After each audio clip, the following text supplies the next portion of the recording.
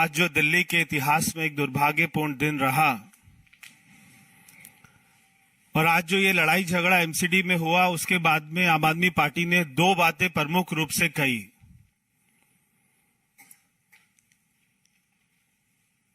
एक, उन्होंने पहला आरोप लगाया कि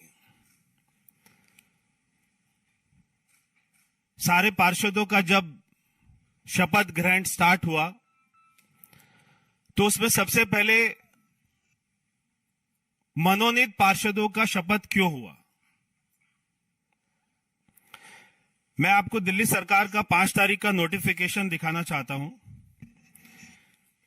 यह नोटिफिकेशन ये कहता है कि राष्ट्रीय राजधानी क्षेत्र दिल्ली के उपराज्यपाल अधिनियम की धारा 77 के अधीन महापौर के चुनाव के लिए सुश्री सत्या शर्मा, क्योंकि एक इसमें पीठासीन अधिकारी बनाया जाता है जो सारे पार्षदों को शपथ दिलाता है। ऐसे हमारे लोकसभा में भी होता है, ऐसे हमारे विधानसभा में भी होता है।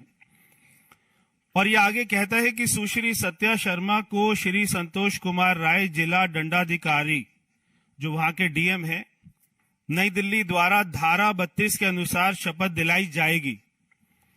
उसके बाद जो आखिरी लाइन है ये बहुत ही महत्वपूर्ण है। यह आखिरी लाइन कहती है, अन्य पार्षदों को पीठासीन अधिकारी द्वारा शपथ दिलाई जाएगी। अन्य सभी पार्षदों को, इसमें कोई क्रम नहीं बताया कि पहले नॉमिनेटेड आएंगे या पहले इलेक्टेड आएंगे। ये पीठासीन अधिकारी के विल के ऊपर है कि वो अपना किस क्रम में दिलाना चाहते हैं, क्योंकि इलेक्टेड मेंबर 250 हैं और जो नॉमिनेटेड मेंबर हैं वो केवल 10 हैं। इसलिए उन्होंने 10 से शुरू करके और बाद में 250 पर जाने के लिए सोचा होगा। मैं आम आदमी पार्टी से और उनके सभी कार्यकर्ताओं से जिन्होंने आज वहां पे पार्षदों ने सारा हंगामा किया, उनसे पूछना चाहता हूं कि अभी मीनाक्षी जी ने बताया कि ये जो डीएमसी एक्ट है ये सेंट्रल गवर्नमेंट बनाती है और अभी ये 3 एमसीडी की 1 एमसीडी हुई। हमको पता था कि दिल्ली में 70 में से 63 एमएलए आम आदमी पार्टी के हैं। अगर हमको ये सब करना होता तो जो 14 एमएलए इसमें नॉमिनेटेड होते हैं वोट डालने के लिए, उसमें बीजेपी को केवल 1 ही एमएलए मिला है। 13 एमएलए आम आदमी पार्टी के हैं। अगर हमें ये सब कुछ चेंज करना होता तो हम उनके एमएलए का अधिकार भी छीन लेते। 14 एमएलए जो नॉमिनेटेड होते हैं, या हम कहते हैं कि दोनों पार्टियों के 50-50 होंगे। बीजेपी को केवल 1 एमएलए मिलता है और आम आदमी पार्टी को 14 में से 13 एमएलए मिलते हैं। जो भी कुछ हो रहा है, हम भारत की राजधानी में रहते हैं, कानून व्यवस्था है, यहां पर कानून का राज चलता है, जंगल राज नहीं चलता, ताहिर हुसैन का राज नहीं चलता। कोई यहां पे केजरीवाल जी, मनीष सिसोदिया जी, कोई एमसीडी में भी कोई ऐसी ऊट पटांग पॉलिसी बना देंगे जैसे उन्होंने शराब पॉलिसी बनाई, ऐसा गुंडा राज नहीं चलता। तो वो हम पर यह आरोप नहीं लगा सकते कि पहले और क्या फर्क पड़ा। जब बहुत ही आराम से मैं वहां पर मौजूद था, जब एक पार्षद ने शपथ ली तो कोई कुछ नहीं बोला। जैसे ही दूसरे मनोनीत पार्षद ने शपथ ली, आम आदमी पार्टी का वो कार्यकर्ता जिसको संजय सिंह ने प्रेस कॉन्फ्रेंस में मीडिया में दिखाया कि उसके हाथ में चोट लगी है, सबसे पहले वो व्यक्ति खड़ा होकर माइक तोड़ने के लिए, जहां पर शपथ ले रहे थे, माइक तोड़ने के लिए पहुंच गया। उस माइक को तोड़ने लगा, हमारे पार्षद को मारने लगा। जब वो माइक तोड़ रहा था तब उसका हाथ कट गया माइक तोड़ते हुए, तब उसको खून निकला माइक तोड़ते हुए। ये सारा वीडियो में आपको दिखाई देगा। और बाहर निकलकर वो कह रहे हैं कि हमें मार रहे हैं। हमारे बीच में हमारी पार्टी की 2 निगम पार्षद इस समय बैठी हैं, महिला निगम पार्षद। एक है श्रीमती अनीता जी, एक है श्रीमती इंद्र कौर जी। ये दोनों महिला निगम पार्षद, ये जब इन दोनों को वहां पे आम आदमी पार्टी के पुरुष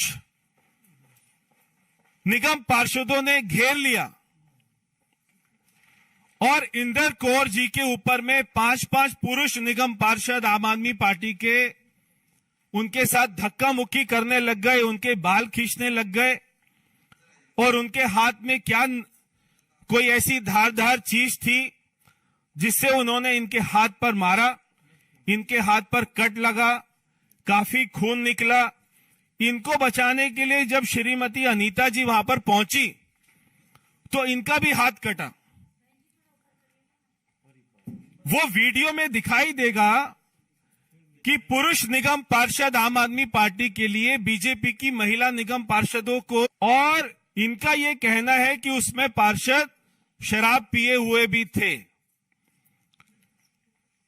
आज जब दिल्ली की जनता नया मेयर का इंतजार कर रही थी तब उसने क्या देखा कि जिस पार्टी को बहुमत मिली वो आज वहां पर गुंडागर्दी कर रही है। अगर वो थोड़ी बहुत सीटें ज्यादा ले गए, इसका मतलब है कि वो वहां पर गुंडागर्दी करेंगे। जैसा मीनाक्षी जी ने कहा, मनोनीत और जो इलेक्टेड मेंबर होते हैं इनमें कोई फर्क नहीं होता है।